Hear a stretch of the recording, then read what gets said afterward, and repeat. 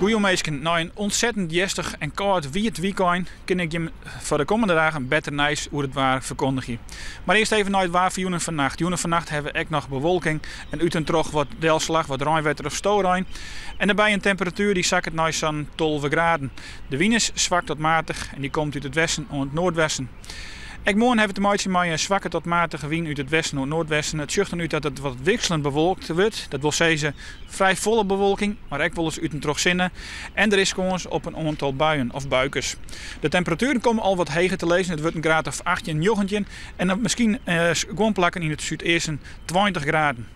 Ja, en dan het fruitsug, dat is een stuk beter. Dan komt de simmer toch wat waarom in Friesland. En dat kunnen we aardig broeken. En temperaturen die komen te lezen om de 20 of 21 graden. Ja, dat past het een stuk beter bij de simmer.